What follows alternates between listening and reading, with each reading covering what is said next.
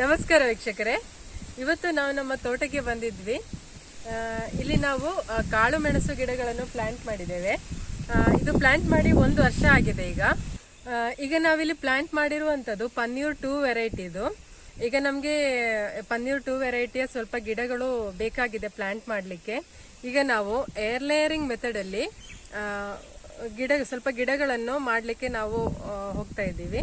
So ಅದನ್ನು ನಿಮಗೂ ಕೂಡ ಯಾವ ರೀತಿ ಮಾಡೋದು, ಅದರ ಸಿಸ್ಟಮ್ ಎಲ್ಲ ಹೇಗೆ ಅಂತ ನಿಮಗೂ ಕೂಡ ತೋರಿಸೋಣ ಅಂತ ನಾವು ಈ ವಿಡಿಯೋವನ್ನು ಮಾಡ್ತಾ ಇದ್ದೀವಿ. ಮತ್ತೆ ಇದನ್ನು ನಾವು ಚೀಪ್ ಆ್ಯಂಡ್ ಬೆಸ್ಟ್ ಮೆಥಡಲ್ಲಿ ಈಗ ಮಾಡಿ ತೋರಿಸ್ತಾ ಇದ್ದೀವಿ. ಸೊ ಇದನ್ನು ಮಾಡಲಿಕ್ಕೆ ಬೇಕಾಗಿರೋ ಐಟಮ್ಸ್ ಅಂದರೆ ನಮಗೆ ಬೇಕಾಗಿರೋದು ಈ ಥರ ಡಿಸ್ಪೋಸಿಬಲ್ ಗ್ಲಾಸ್. ಇದ್ರ ಕೆಳಗಡೆ ನೋಡಿ ಈ ಥರ ಒಂದು ಹೋಲ್ ಮಾಡ್ಕೊಳ್ಬೇಕು. ಮತ್ತೆ ಈ ಥರ ಒಂದು ಸ್ಟೇಪ್ಲರ್ ಬೇಕು, ಮತ್ತೆ ಸಿಸರ್ಸ್ ಬೇಕು, ಮತ್ತೆ ನೋಡಿ ಇದು ತುಂಬಲಿಕ್ಕೆ ಸ್ವಲ್ಪ ಕೋಕೋ ಪಿತ್ ಬೇಕು. ಇದ್ರ ಜೊತೆಯಲ್ಲಿ ಮತ್ತೆ ಮಣ್ಣನ್ನು ಕೂಡ ನಾವು ಮಿಕ್ಸ್ ಮಾಡಬೇಕು. ಇದನ್ನು ನಾವು ಯೂಸ್ ಮಾಡೋದು ಯಾಕಂದ್ರೆ ಇದನ್ನು ಯೂಸ್ ಮಾಡೋದಾದ್ರೆ ಜಾಸ್ತಿ ವೆಯ್ಟ್ ಬರಲ್ಲ, ಲೈಟ್ ವೆಯ್ಟ್ ಆಗಿರುತ್ತೆ. ಬನ್ನಿ ಈಗ ನಾವು ಅದನ್ನು ಯಾವ ರೀತಿ ಮಾಡೋದು ಅಂತ ನೋಡೋಣ. ಈಗ ಇದು ಡಿಸ್ಪೋಸಿಬಲ್ ಗ್ಲಾಸು. ನಾವು ಅದು ಒಂದು ಸೈಡನ್ನು ಹೀಗೆ ಕಟ್ ಮಾಡಬೇಕಾಗತ್ತೆ. ಇಷ್ಟು ಕಟ್ ಮಾಡಿದ್ದು ಯಾಕೆಂದರೆ ಇದು ಈ ಬಳ್ಳಿ ಒಳಗಡೆ ಹೋಗಲಿಕ್ಕಾಗಿ.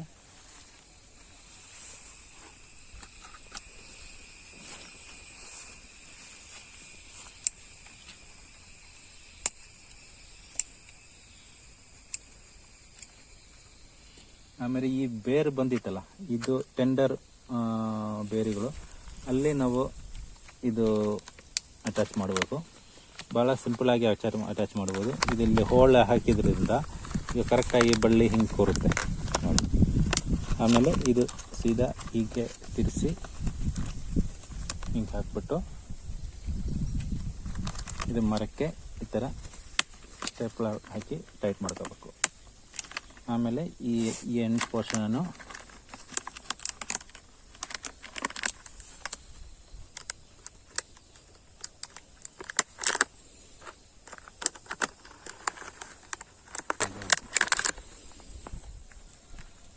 ಈಗ ಇದು ಕಪ್ಪು ರೆಡಿ ಆಗಿದೆ.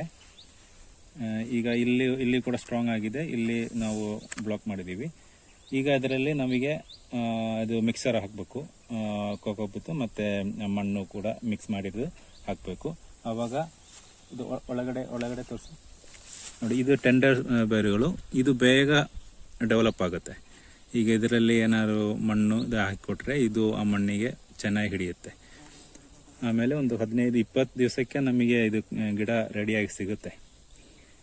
ಈ ಟೆಂಡರ್ ಬೇರೆ ಇದರಿಂದ ಬೇಗ ಫಾಸ್ಟಾಗಿ ಗ್ರೋ ಆಗುತ್ತೆ. ಇದು ರೂಟ್ ಎಲ್ಲ ಫಾರ್ಮ್ ಆದಮೇಲೆ ನಮಗೆ ಕಾಣುತ್ತೆ. ಗ್ಲಾಸಲ್ಲಿ ಟ್ರಾನ್ಸ್ಪರೆಂಟ್ ಇರೋದ್ರಿಂದ ನಮಗೆ ಇದು ಬೇರೆ ಬಂದಿರೋದೆಲ್ಲ ಕ್ಲಿಯರಾಗಿ ಕಾಣುತ್ತೆ. ಆಮೇಲೆ ಇಲ್ಲಿ ನಮಗೆ ಬಾಟಮ್ ಕಟ್ ಮಾಡಿ ಈ ಗಿಡವನ್ನು ತೆಗಿಬೋದು ಆರಾಮಾಗಿ.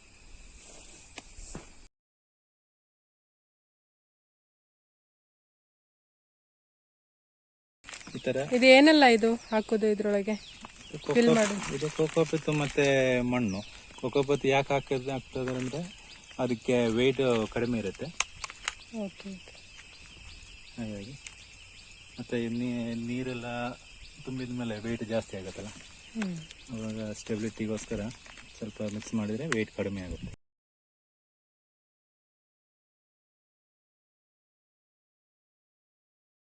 ಸ್ವಲ್ಪ ಟೈಟಾಗಿ ಮಾಡ್ಕೊಳ್ಳಿ, ತೊಂದರೆ ಇಲ್ಲ. ಅವಾಗ ಇಲ್ಲಿ ನಾವು ಅದು ಗಿಡ ರೆಡಿ ಆಗುತ್ತೆ, ಬೇರೆಲ್ಲ ಬರುತ್ತೆ ಈ ಥರ. ಮತ್ತೆ ಇನ್ನೊಂದು ಗಿಡದಲ್ಲಿ ನಾವು ತೋರಿಸ್ತೀವಿ ಹೇಗೆ ಅಂತ, ಬನ್ನಿ.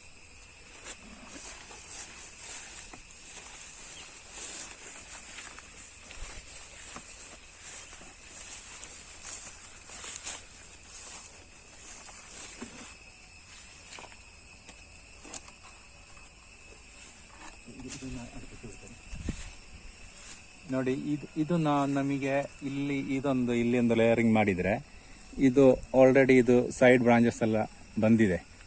ಈಗ ಇದರಲ್ಲಿ ಕಾಯಿ ಕೂಡ ಬಂದಿದೆ.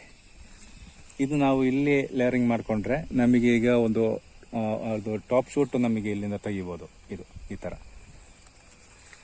ಇಲ್ಲಿ ಹಿಂಗೆ ಟಾಪ್ ಶೂಟ್ ರೆಡಿ ಮಾಡ್ಕೋಬೋದು. ನೋಡೋಣ, ಅದನ್ನು ಲೇಯರ್ ಮಾಡಿ ತೋರಿಸ್ತೀವಿ.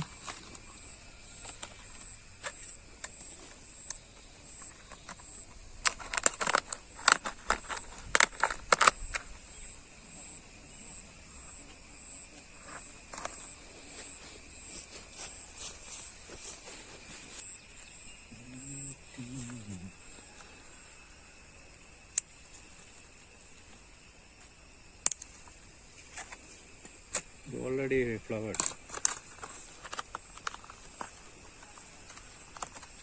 ಇದೀಗ ಯಾವ ತಿಂಗಳಲ್ಲಿ ನೆಟ್ಟಿರುವಂತ ಸಸಿ ಇದು? ಇದು ಹೋದ ವರ್ಷ ಜೂನಲ್ಲಿ ನೆಟ್ಟಿರೋದು. ಒಂದು ವರ್ಷಕ್ಕೆ ಬರುತ್ತೆ.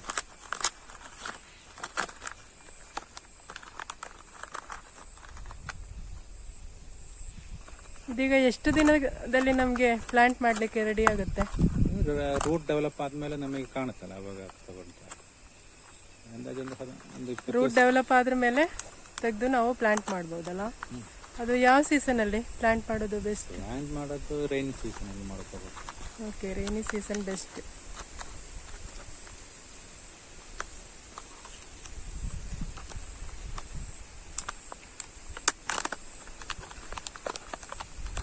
ನೋಡಿ, ಈ ಥರ ನಾವು ಕಟ್ ಮಾಡಿ ಇರುವಂಥ ಸೈಡಲ್ಲಿ ಈ ಥರ ಪಿನ್ ಮಾಡಿ ಕ್ಲೋಸ್ ಮಾಡಬೇಕು.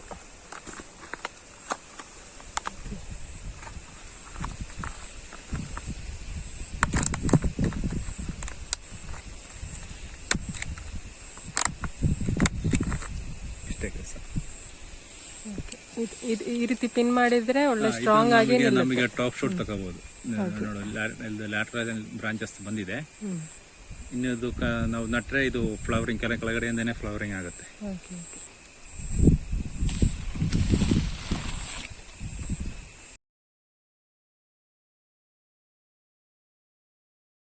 ಮಣ್ಣು ಮತ್ತೆ ಕೊಕ್ಕೋ ಪಿತ್ ಈ ಮಿಶ್ರಣವನ್ನು ನಾವು ಇದಕ್ಕೆ ಈಗ ಫಿಲ್ ಮಾಡಬೇಕು.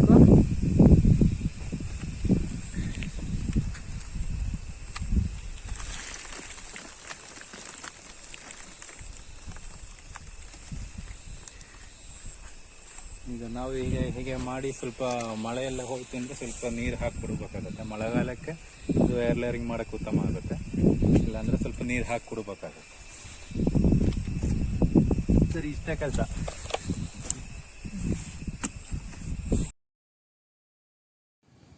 ನೋಡಿದ್ರಲ್ಲ ಸ್ನೇಹಿತರೆ, ಎಷ್ಟೊಂದು ಈಸಿಯಾಗಿ ನಾವು ಏರ್ ಲೇಯರಿಂಗ್ ಮೆಥಡಲ್ಲಿ ಕಾಳುಮೆಣಸು ಗಿಡಗಳನ್ನು ಮಾಡ್ಕೋಬಹುದು ಅಂತ.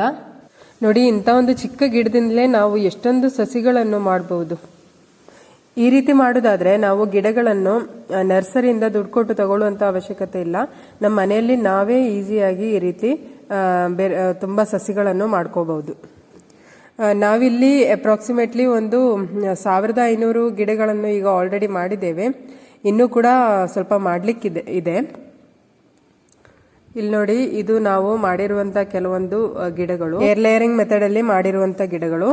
ಮತ್ತೆ ಇದನ್ನು ಮಾಡ್ಲಿಕ್ಕೆ ವೆಚ್ಚನೂ ಕಡಿಮೆ, ಯಾಕಂದ್ರೆ ನಾವು ಡಿಸ್ಪೋಸಿಬಲ್ ಗ್ಲಾಸ್ ಅಲ್ಲಿ ಮಾಡೋದಲ್ವಾ, ಅದಕ್ಕೇನು ಜಾಸ್ತಿ ರೇಟ್ ಆಗಲ್ಲ. ಇದು ನಾವು ಸಿಲ್ವರ್ ಅಲ್ಲಿ ಹಾಕಿರುವಂತ ಗಿಡಗಳು. ಮತ್ತೆ ನಾವು ರಬ್ಬರ್ ತೋಟದಲ್ಲಿ ಕೂಡ ರಬ್ಬರಲ್ಲಿ ಕೂಡ ಸ್ವಲ್ಪ ಗಿಡಗಳನ್ನು ಹಾಕಿದ್ದೀವಿ. ಅದರಲ್ಲಿ ಕೂಡ ನಾವು ಈ ಮೆಥಡ್ ಅಲ್ಲಿ ಸ್ವಲ್ಪ ಗಿಡಗಳನ್ನು ಮಾಡಿದ್ದೇವೆ. ಅದನ್ನು ಕೂಡ ನಿಮಗೆ ತೋರಿಸ್ತೇನೆ.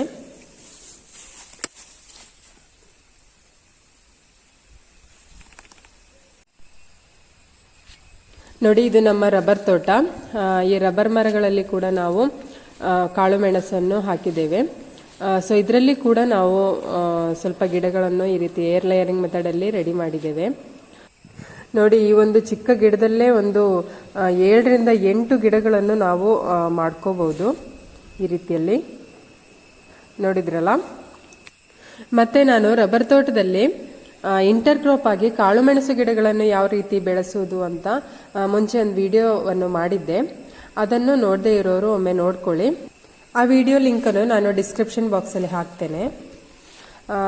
ಸೊ ವೀಕ್ಷಕರೇ, ಈ ಒಂದು ವಿಡಿಯೋದಲ್ಲಿ ನಾನು ಇಷ್ಟೇ ತೋರಿಸ್ತಾ ಇದ್ದೀನಿ. ಇನ್ನೊಂದು ವಿಡಿಯೋದಲ್ಲಿ ನಾನು ಇದು ಬೇರ್ ಬಂದ ನಂತರ ನಾವು ಇದನ್ನು ಈ ಪ್ಲಾಂಟನ್ನು ಯಾವ ರೀತಿ ನಾವು ನೆಡುವುದು ಅಂತೆಲ್ಲ ನಾನು ಡೀಟೇಲ್ಡ್ ಆಗಿ ನಿಮಗೆ ತೋರಿಸ್ತೇನೆ. ಇನ್ನೊಂದು ವಿಡಿಯೋದಲ್ಲಿ ತೋರಿಸ್ತೇನೆ. ಸೊ ಈ ವಿಡಿಯೋ ಇಷ್ಟವಾದಲ್ಲಿ ಈ ವಿಡಿಯೋಗೊಂದು ಲೈಕ್ ಕೊಡಿ. ಮತ್ತೆ ನಮ್ಮ ಚಾನಲನ್ನು ಸಬ್ಸ್ಕ್ರೈಬ್ ಮಾಡಿದರೆ ನಿಮಗೆ ನಾವು ಮುಂದೆ ಅಪ್ಲೋಡ್ ಮಾಡುವಂಥ ಎಲ್ಲ ವಿಡಿಯೋಸ್ ನಿಮಗೆ ನೋಟಿಫಿಕೇಶನ್ ಆಗಿ ಬರುತ್ತೆ. ಸೊ ಇವತ್ತಿನ ವಿಡಿಯೋವನ್ನು ನಾನಿಲ್ಲಿ ವೈಂಡ್ ಅಪ್ ಮಾಡ್ತಾ ಇದ್ದೀನಿ. ಬಾಯ್.